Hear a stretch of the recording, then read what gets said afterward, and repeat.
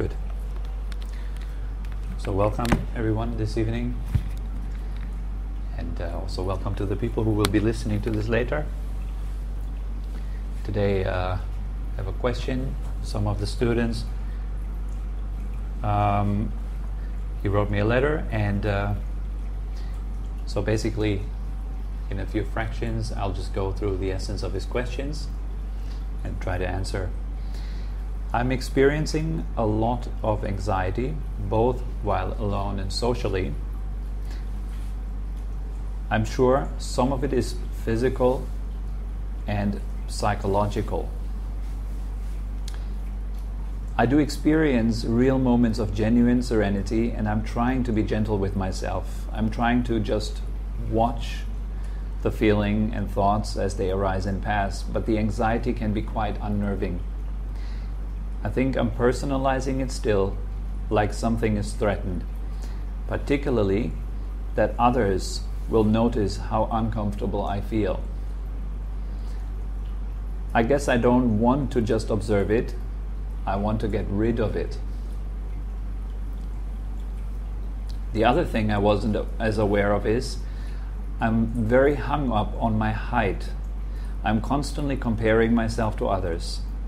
How I literally don't measure up. How does one deal with self-acceptance? That's a pretty good and honest question, I think. And I think all of you can somehow relate to that. It's not something that he especially feels and that is alien to most of us. It is something that we all feel in some way, no?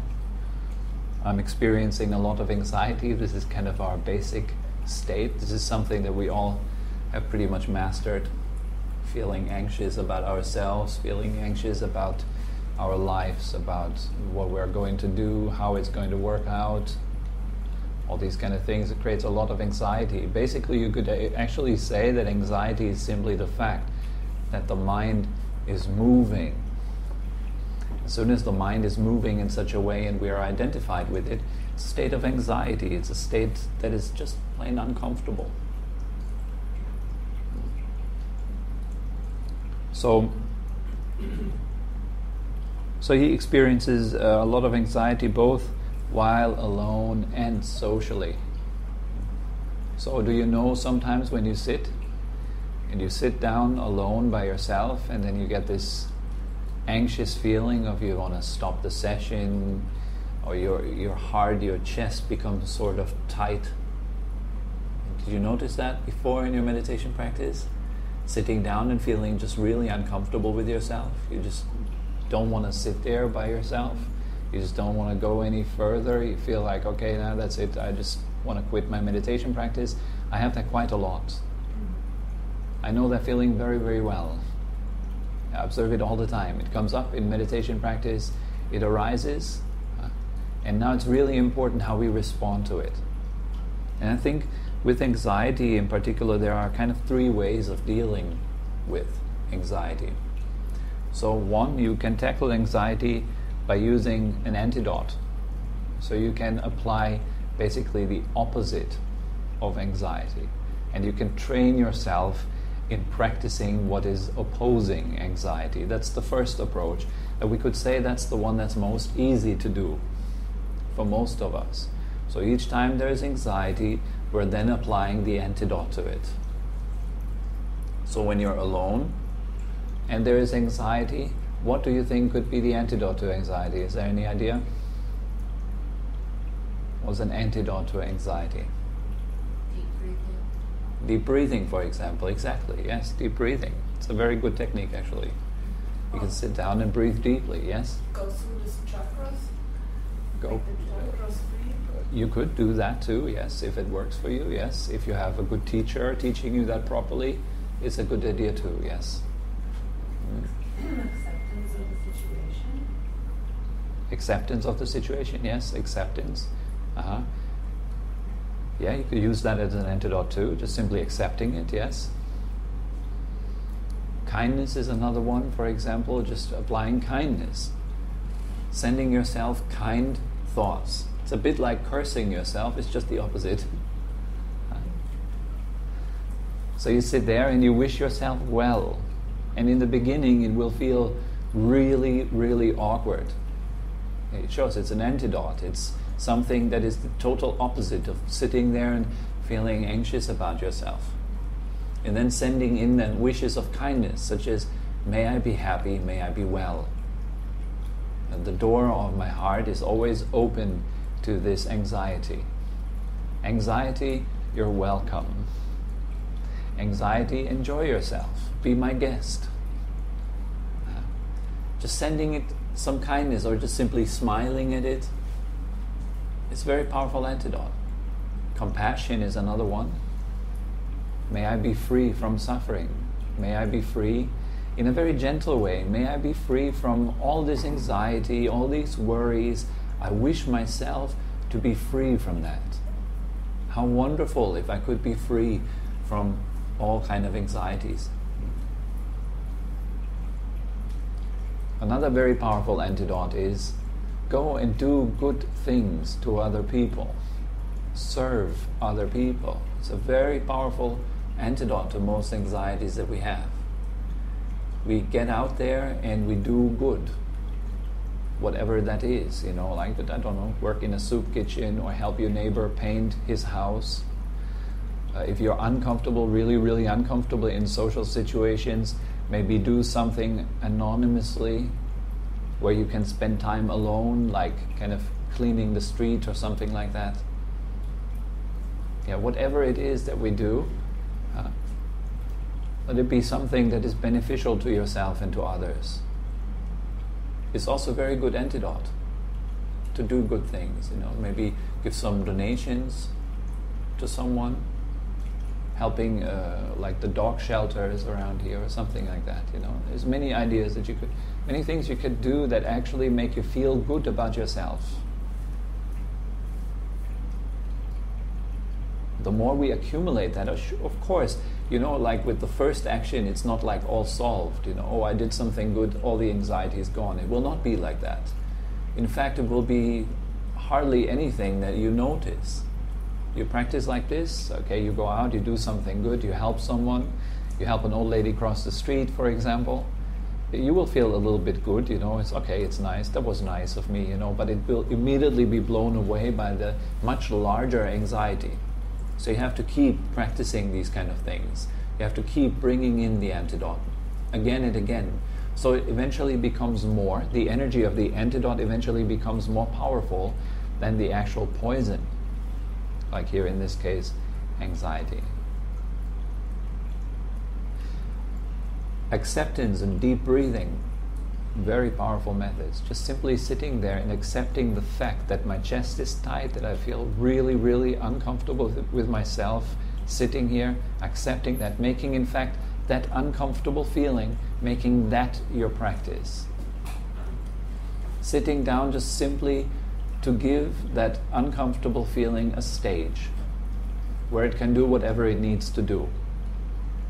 And so you sit back in the audience and you watch the show. You watch the anxiety show. And you keep doing this day by day. Just always sitting down and telling your anxiety, all right, anxiety, now I give you 30 minutes. Knock yourself out. Do whatever you need to do. I'll just watch. I fully accept everything you're going to do. It's totally fine. You're not my enemy for 30 minutes. You can do as you please. It's very powerful, actually. Try to be anxious consciously for 2 minutes. It's very difficult. It's like trying to be anxious, Another one that I found quite helpful is to take it with a dose of humor. Put your phone up with the camera on and record yourself being anxious. And act it out.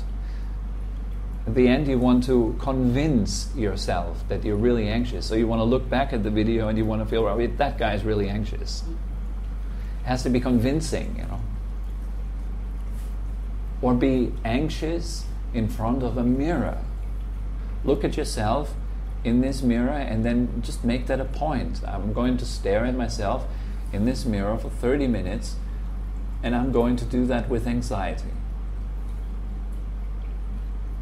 this is not training anxiety. It's neither suppressing nor expressing it. It is simply looking at it. You're actually getting to know it instead of just pushing it out. It's sometimes really good to get to know your enemies. It's a good idea sometimes. You might just discover that they're just like you. For soldiers, actually, it's only possible to shoot another man because they don't know each other. If they would really know each other, it's impossible to shoot. If you know such a person, like a mother knows her child, from the very first moment on of birth, impossible to shoot. You have to be intensely cruel to do that. There has to be a lot of cruelty in the mind, totally overruling any common sense, any kindness. But we generally don't shoot people that we know. We would shoot people that we have trained to see as an enemy. So anxiety is a bit of the same thing. There's a tendency that I'm going to kill this anxiety and I'm going to practice meditation until it's dead. This is not going to help for sure. This is an attitude like you're going in there like you're giving it out. You give it strength.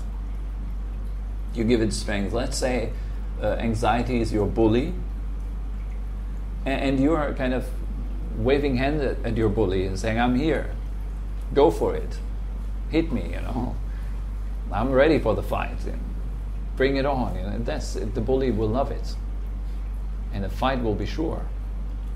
In a fight, people get hurt. So we learn to take it easy and relax. This is this kind of initial step to approach anxiety. The second kind of way to deal with any problem, like anxiety, like any internal problem, can be impatience or anger or frustration or anxiety. The second kind of step is divert your attention. That very thing that brings anxiety into existence is that your attention is with it. This is the oxygen of your anxiety. Attention. Awareness. It lives because you're aware of it. You say, there is anxiety. That makes it exist. It gives it the stage. It's there because you're aware of it. So if we become aware of something else, the anxiety disappears. Like, let's say, for example, you are very anxious, and then someone diverts your attention. Let's say this very beautiful girl or this very handsome man comes and starts talking to you very kindly, very nice. The anxiety quickly goes into the background and disappears because you're now busy with something else. And whatever that is, your phone might ring and like your mom calls you and says, I just had a car accident. Whoop, the anxiety is gone. Because your attention is now fully with something else. It's fully with something else. So diverting our attention is the practice of concentration. You could say, a practice of making the mind still. For example, bringing the attention to your breath. The breath is always there. And instead of holding the attention with the fact that there is an unpleasant feeling, you bring your attention to the breath. First you acknowledge that there is an unpleasant feeling, but I'm going to bring my attention to the breath instead. I'm going to hold it with the breath. I'm going to allow my attention to rest into the breath. That takes practice. And that's why we sit down every day and practice meditation. It creates more strength in your attention. So if you want your attention to be somewhere else, whoop, there it goes. It's like a well-trained dog. If you say sit, the dog will sit down. But right now, if you tell your mind sit, the mind goes somewhere else. It doesn't care. It's not well-trained. It doesn't listen. Like a puppy dog. It pees everywhere. It scratches on your furniture and whatnot, Creates a mess because it's not trained. Now when you train that dog, it grows. Then you can tell that dog like roll over, sit, go and get the ball, and the dog will do all that. Same with your mind. As your mind is well trained, you tell it, don't stay with the anxiety, but rather stay with the breath. Whoop, the mind goes to the breath, everything's fine. As the mind stays with the breath, and really just only with the breath, there's no fluctuation. It doesn't move back to the anxiety like occasionally, hop, hop, hop, let's see what the anxiety does. But it stays just only with the breath. That's when the anxiety disappears. So that's your second option. You can do that. That's why I would recommend anyone who has these kind of troubles with anxiety and whatnot, most of us do, to do regular seated practice or walking meditation. Like, have your practice time every day, twice daily. You'll notice if you practice once daily, let's say in the morning, then the distraction and the mess starts to build up through the day, and in the afternoon the mind is generally a mess again. So it's good to put in another practice at some point in the afternoon or evening, so the mind calms down a second time. The more we practice, generally, the better it is. Keep your practice to an absolute minimum, I would say, of 30 minutes. Train yourself to sit still for 30 minutes. Start with 15, go up to 20, make 30 minutes your first milestone. So you're able to sit and you meditate for 30 minutes and make that a regular practice. Do it whether you like it or not. This is discipline. We sit down and we follow through. We do it because it has very strong meaning to us.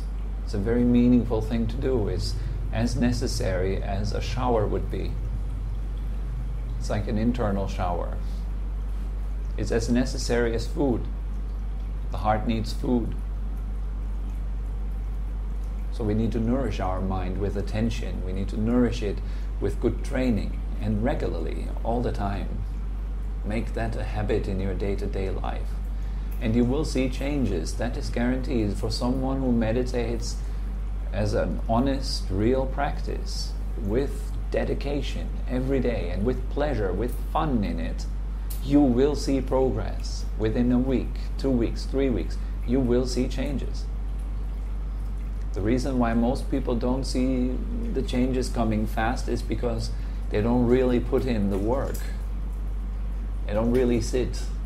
It's like, yeah, nice, I do this once a week, or I sit down in the morning sometimes, and sometimes not, it's like kind of like that. I'm like this, It's very hard to have like a 100% thorough discipline with that, but you can approach it. I'm trying to approach it. I'm not perfect with this, but I try to approach it. If I say sometime I don't do any meditation during the day, I really notice it. The mind really becomes clouded and heavy. So I naturally come back to my meditation because I'm more and more, and I notice, wow, it's such a good addition to the day. It really makes a difference. It makes a big difference. So the more we do it, the better. The more pleasurable life becomes also. And if you're experiencing more pleasure in your body, in your mind, also anxiety is not such a big deal anymore. It doesn't get to your bones when it comes. It's like, there it is again, it's okay, well, I'll just divert my attention, or I'll just be kind to it. You just open the doors. Hello, anxiety, welcome. Now the third method is to, I'd say, to transcend it. So the first method is to transform it. Second method is to divert your attention. And the third method would be then to transcend anxiety. And transcending anxiety happens at that moment when you notice that you are neither the creator of anxiety, nor the owner, nor the one that maintains anxiety, or the one that makes it come to an end. Anxiety arises due to its cause. It has very specific causes. But we're not so much interested in the causes. We just simply know the anxiety is there because there are causes for it. And each time we are approaching anxiety with resistance, We are nourishing those causes. We keep the wheel spinning. So it's very important to approach anxiety with this openness, with this attitude of non-doing. You allow it to arise, and at the same time, you fully understand it. You look right through it. At first you see, it's anxiety, and it doesn't last. And you keep looking at that fact. It does not last. It comes and it goes. We keep familiarizing ourselves with that fact. Our anxiety comes, it stays, and it goes. It slowly goes away. Okay. You keep seeing that again and again until something clicks. So anxiety is not a thing anymore. It's a process now. It's much more fluid. It's much less concrete, like that thing that I need to get rid of. But it's a process. It's something that flows, and there's feeling in it. There is thinking in it. All of these things are process. Thinking is a process. Feeling is a process. Perception is in it. There's also a process, and all of that changes and flows along this experience. Seeing that is a very interesting experience. You're looking at your anxiety from a totally different angle. You see it as a river just flowing by. Now then you also see that this anxiety is actually nothing that I own. I'm not the owner of it. Nor am I the one that's anxious. I'm the one, you could say at the beginning, that's watching it. That's a better position. Instead of being fully identified with the anxiety as, I am anxious, rather you are the one that's aware of anxiety. That's a better position. I'm the one watching anxiety. Now, is the one who watches anxiety anxious? Would that be possible? Is the one that watches anxiety anxious?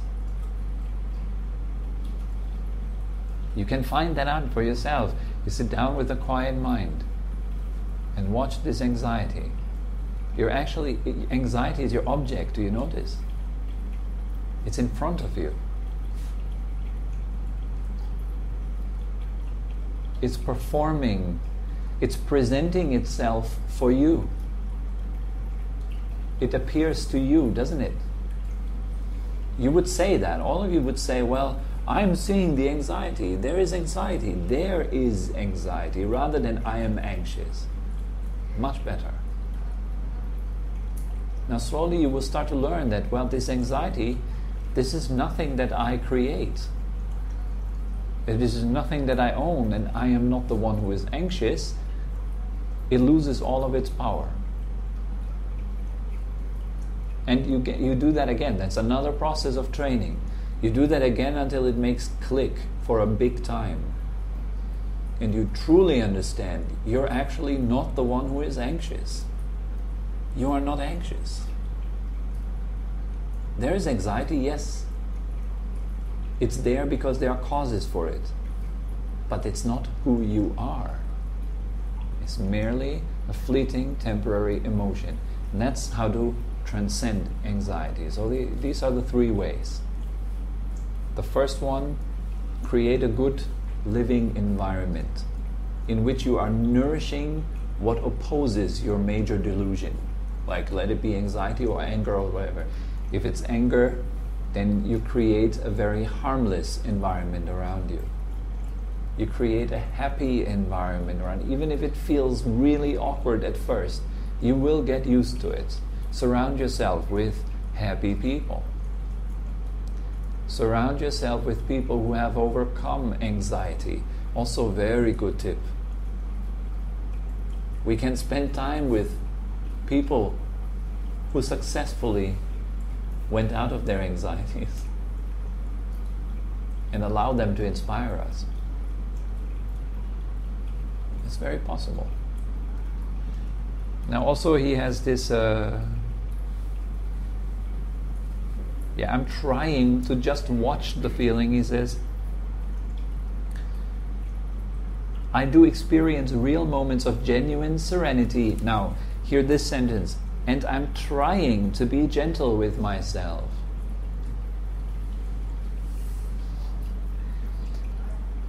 Say that to the one you love. Please, give it a try. I'm trying to be gentle with you, honey. How does that sound? Does that sound gentle?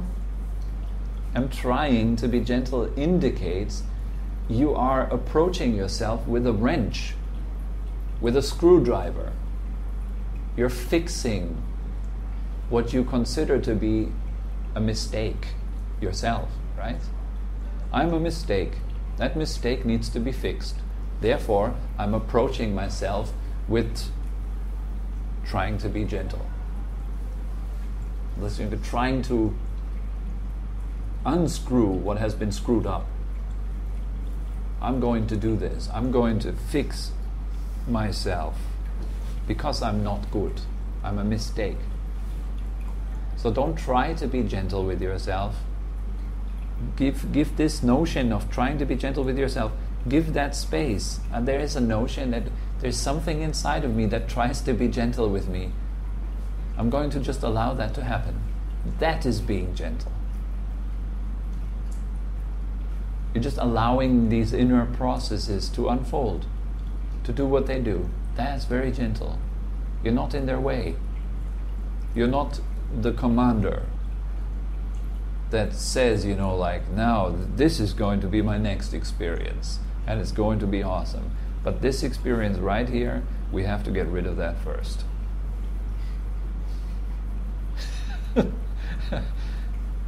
So just get out of this commander role. That's not very gentle, and rather just give the commander some space. See, there's this need inside to be in control. Okay, let it be there. We'll see what happens with it. There's no need to get rid of it at all. Just leave it there.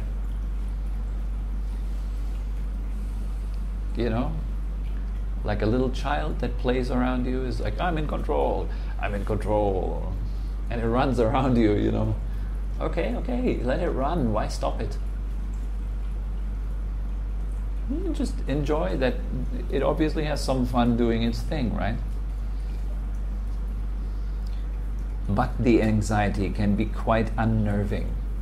It's not the anxiety that is unnerving, it's the fact that you're at war with it.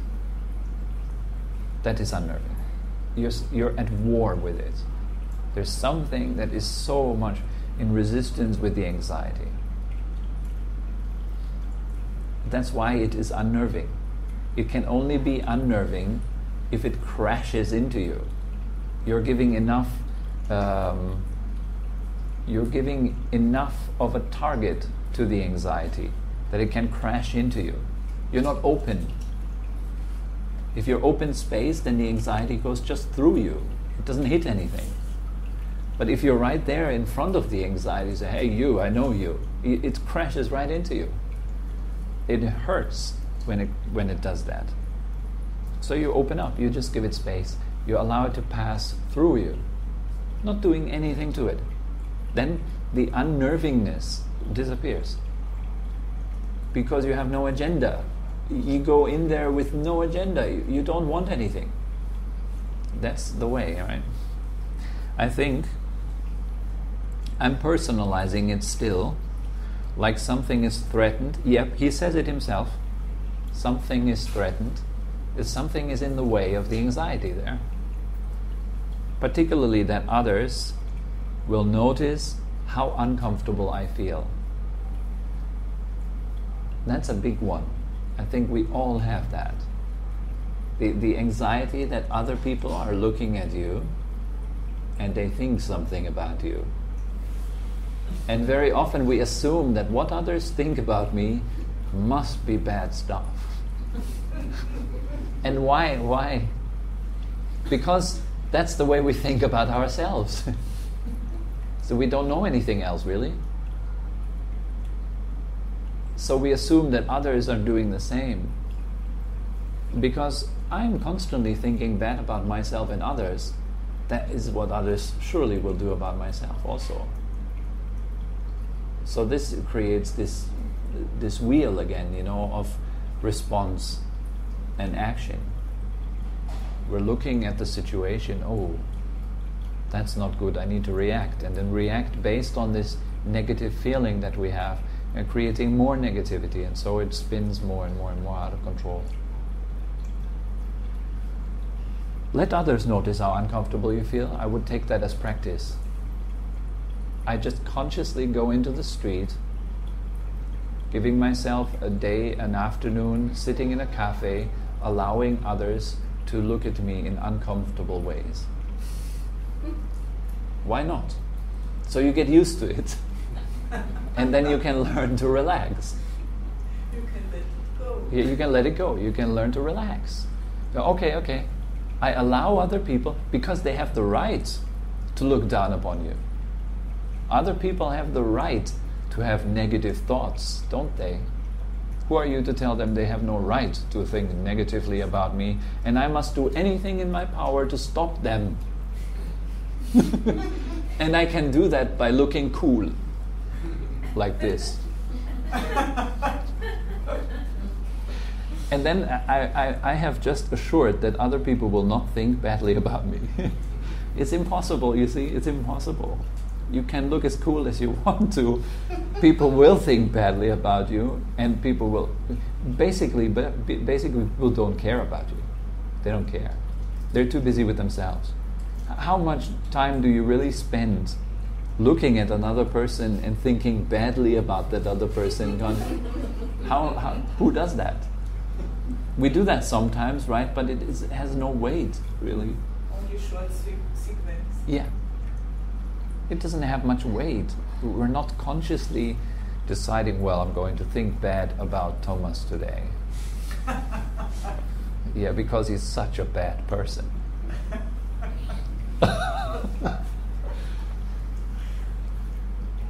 Bringing some humor into that. Allow other people to think badly about you. See what happens. Just stand in the street and it's like, I'm going to be bombarded by people thinking bad about me. And just to stand there. You can even provoke it. Just stand there and do nothing. Don't even look into your phone. That's very suspicious. You must be a freak. You're just standing around. Something must be wrong with you. You're inviting others to think badly about you. Well, look at this guy. He's just standing around there. And then enjoy it. Learn to enjoy it. It's almost like a phobia, right? You get rid of it by confronting. If you have a spider arachnophobia, right? You're scared of spiders, you confront spiders slowly. So you confront this phobia of what other people think about you that way. I'm very hung up on my height. Then surround yourself with tall people. And really feel this notion that I'm hung up on my height. Really dig into this, feel this, but do so with wisdom. It's not an invitation to go out there and feel bad about yourself. It's an invitation to become aware of the inner patterns that are going on while you're in that situation. Have a look with a little bit of humor. Get out there and allow yourself and others to feel bad. You have permission to feel bad, right? You can feel bad. You want to feel bad. Feel bad. If I told all of you right now, I give you 2 minutes to feel bad. Go. What would happen? Most of you guys are smiling. It's not really looking bad. Huh? Can you feel bad on command? Try. You have this fear, what other people think about you. We all have it. He is very hung up on his height. It's no different from being hung up on how we look. Some people are hung up on their face, some others are hung up on their biceps, other people are hung up on the way they walk, the way they think they appear to others.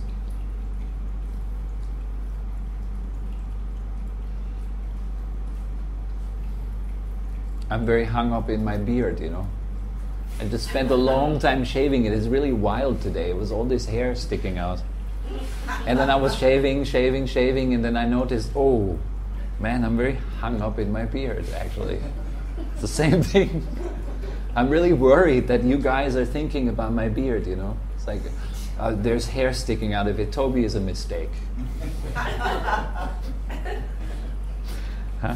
So we need to relax. And we can only relax if we admit that we are all carrying around a huge internal mess. All of us. All of us are carrying around anxiety.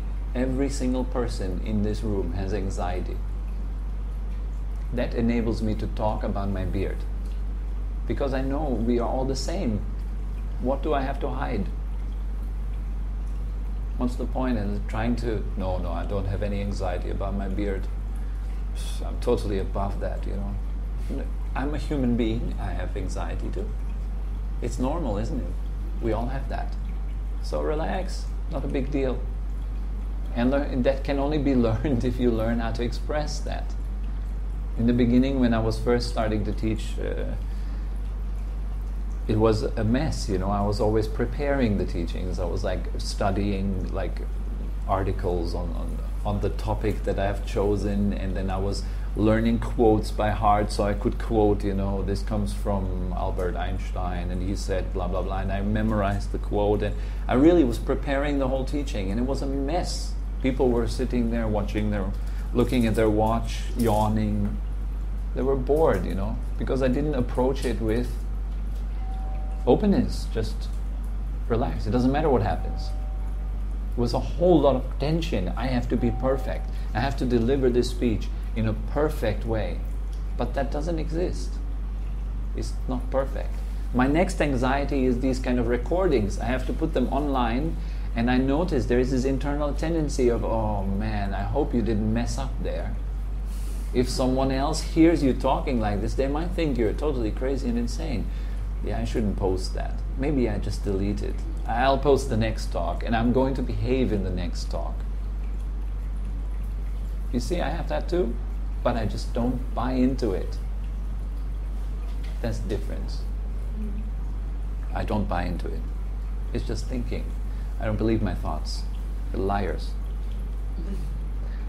How I literally don't measure up. So he is really skilled in discovering about this problem. How I literally don't measure up. There's a whole lot of investment in this topic. It's just a thought. We should realize that with clarity, sitting down and say, this is just a thought. And this particular thought, got into the habit of repeating itself. And I'm simply buying into it. I don't realize it's just a thought. I think it's more than a thought. It's real. It's important. It has weight, substance. How does one deal with self-acceptance? Well, self-acceptance is when you stop dealing with yourself. Does that make sense? Good. I think that's a good point to stop for today. Are there any other questions? Nothing?